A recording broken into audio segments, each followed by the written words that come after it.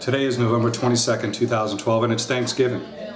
I received a letter yesterday from my 75-year-old dad up in Boston. He wanted to get something off his chest and share it with me. Frankly, I believe what he says has merit and is relevant. Therefore, I share it with the citizens of a republic to which we call ourselves the United States of America. I received this letter from my dad on October 9, 2012, and it reads, "To no one in particular. These notes are the beginning of something I wanted to write about for years, yet I was too lazy or not frustrated enough to do so. I am a 75-year-old man and a peacetime veteran of the Korean War era. I am so frustrated now with our political system that I need to vent. I absolutely love this country, but for many years have watched it deteriorate to this sad state that we now find ourselves. I have been an unenrolled independent voter for many years, and during my lifetime we have had many great leaders as our presidents. However, in my opinion, none of them were truly qualified to handle the complex issues that are required to perform the most difficult job in the nation, if not the world. These presidents all needed to rely on others, mostly within their political party, as so-called experts to advise them prior to making decisions that ultimately not only affected this great nation but the world. Occasionally this may work in the corporate world, but it certainly is not adequate for a president leading a country once known as the absolute leader of the free world. As we become more global, the criteria and specifications for electing our future presidents are changing rapidly. If I owned an engineering company, for example, would I hire somebody to run my company that had absolutely no experience as an engineer? I don't think so, yet this is how we elect our presidents today. As I watch our current political system and process, we will either re-elect a man who has had no experience in anything, or we will elect a man who only has experience as a successful businessman. How sad. We need to have a job description for our future leaders that encompasses those subjects that they will be faced with after being elected. On-the-job training doesn't cut it anymore. This is most obvious today. So what is my solution for making change? I have many ideas that were floated around in my head for years. Much brighter minds than my own would have to figure out how to implement these ideas if they are valid, but this is my fantasy and I will tell it the way I want. Number one, eliminate the political parties. We should become one as Americans. We are divided enough in this country by more things than I can imagine. To me, none more critical than our politics. Congressmen, senators, and representatives would no longer have to sit on opposite sides of the aisle. They could be together as Americans. How unique. Their votes could actually be based on their own personal opinions and ideology without fearing reprisal from their respective parties. They simply would be good Americans voting their conscience for or against an issue or idea, period. Doing what is best for their fellow Americans. Eliminating political parties would mean we no longer would see lobbyists influence one party or another to see that legislation or bills are passed in favor of the industries or companies they represent. If some company or industry has a proposal that they feel would benefit America and ultimately their company or industry, then make it available to all Americans in print so that we can offer opinions to our representatives in Washington and matters that would affect the entire country. Then I propose it be done through a referendum vote by the people of America. In fact, I would like to see legislation passed that outlaws lobbying altogether. With no political parties, filibustering can be removed from our Constitution in order not to hold up crucial votes that affect us all. Without political parties, we no longer have primary elections. Think of the savings alone and the lack of needless rhetoric. Also, there is no need for a majority or minority whip now. Number two, in my opinion, this is the most important thing we need to do. Create a highly specialized school for presidents. The first criteria for attending this school would be to have a college degree with a recognized institution where the individual maintained a grade average of 3.5 or higher for all 4 years. This would assure us that we are attracting the brightest minds available. Secondly, these individuals would be required to sign a contract with the United States of America agreeing to give up 10 years of their lives to the endeavor in honor of becoming a future president. As a result of this commitment, he or she would attend this school with tuition totally paid for by the American taxpayer, including their living expenses. The first 2 years of their 10-year contract would be served by attending West Point, or the Naval Academy, where they would study military strategy, tactics, terrorism, intelligence gathering, and other subjects, so that they may understand the consequences of their decisions prior to engaging America in a future war or conflicts in the world. The remaining 8 years will be spent at the school. They will be housed there. They will study and become skilled in subjects such as economics, global finance, foreign affairs, world diplomacy, trade, energy, environment, and other subjects that would qualify them to meet the job description of President of the United States. The job description should be written into our Constitution. This is essential. These students will be taught by recognized scholars and professors considered to be specialists and experts in their various fields of study. Since this school would be highly specialized, only a minimum of future students would be accepted. Again, it would be based on their grades, the signing of the contract, and personal background checks to assure citizenship and a lack of criminal history. Acceptance could be done randomly or possibly one from each state. I realize that what I am suggesting is somewhat radical, but to quote a cliche, it truly has become necessary to think outside of the box. Consider this for a moment. How many times have you heard someone say, I am only voting for him or her because it is the lesser of the two evils? The lesser of two evils? Is this how we want to elect our president? Two things that this school would assure us of. First, being that future candidates would be extremely well qualified to handle the most difficult job in the world. Secondly, and equally as important, is by signing the 10-year contract, they would demonstrate to the country that they are truly patriots willing to make a great sacrifice for a greater America.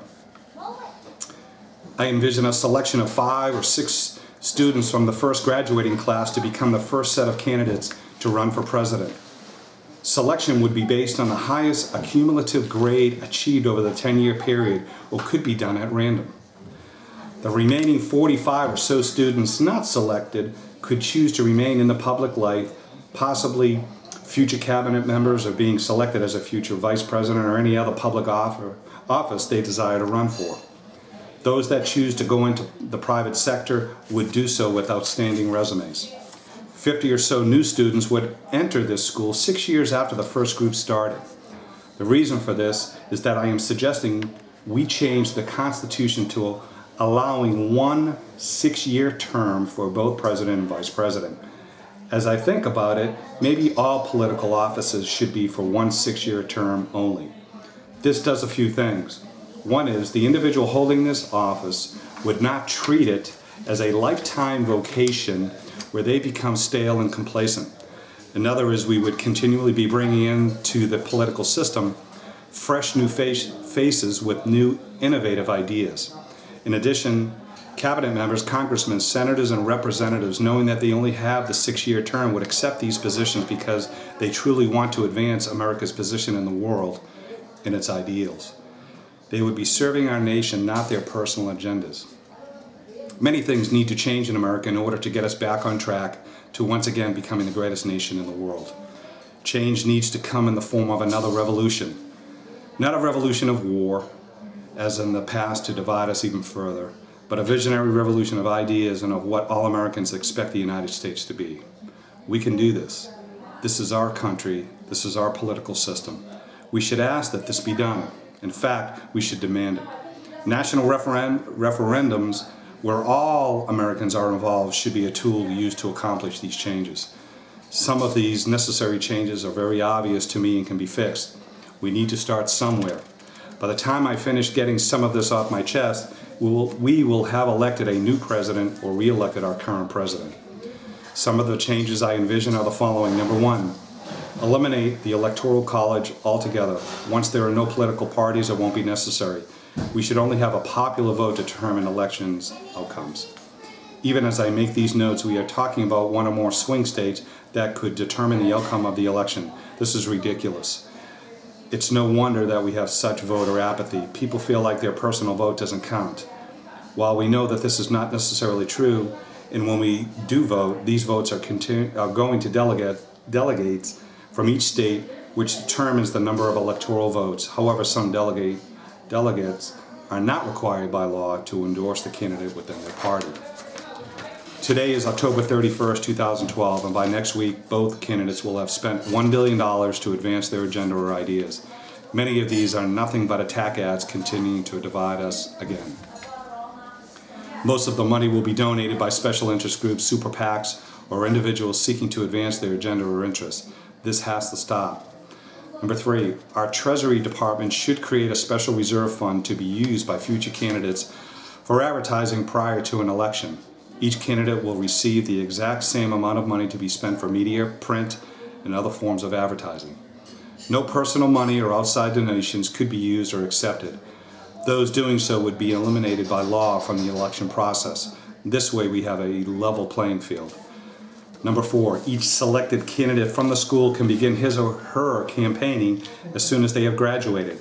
I think graduation should take place in April, giving each candidate 6 months to get their message across to the American public by the November election. Number 5, 2 hours of free airtime per month would be given to each candidate, giving him or her a total of 12 hours to get their ideas across to the American people. How many times do we need to hear the same ideas from each candidate? Those candidates invited to go on to nighttime or daytime talk shows would not be allowed to discuss their politics. Doing so would remove them from the process. Number 6, only 2 debates should be necessary. The first should take place 3 months after candidates graduate, so that the American people can begin to know each candidate and start to form an opinion of their ideas and their strategy for a future America.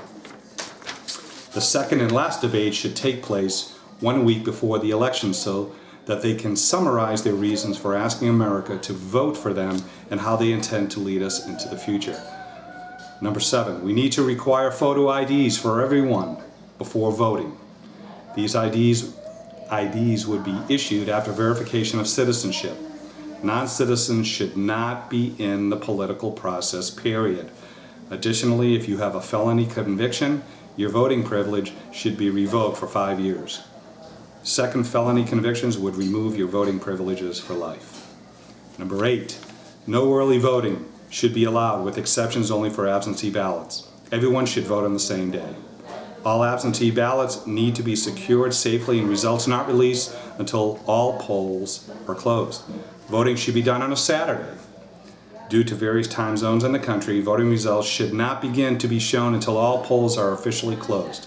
In fact, I think voting results should not be made public until the day following the election. We have too many things being shown in real time as it is. Today is Monday, November 5th, 1 day before the election. I'll just make a few more comments. Last evening I watched 60 Minutes. On the first segment were Senators Mitch McConnell and Senator Harry Reid, each representing their parties. My first observation was to be convinced that term limits are more necessary now than ever. Both of these men have been senators for 25 years or more. When asked why they thought they were so gridlocked and couldn't agree on anything or get anything accomplished, it was obvious to me that they have no clue. Both were inept. In a polite way, they were still blaming the other party. It appeared the only thing they agreed on was what to wear. They looked like twins that got dressed at the same nursing home. And lastly, there is this. I still have the American spirit, and though I see my America spiraling somewhat, I'm optimistic that it is not too late to fix what needs to be changed. We need this visionary revolution now. The greatest example of what America still is all about can be seen in the aftermath of 9/11, Hurricane Katrina, and Hurricane Sandy. Just Americans helping other Americans, disregarding race, creed, color, religion, politics, or anything else that divides us. Now I need to get prepared for tomorrow so I can make my selection for the lesser of two evils. What a shame. I think my dad's got something here. Happy Thanksgiving.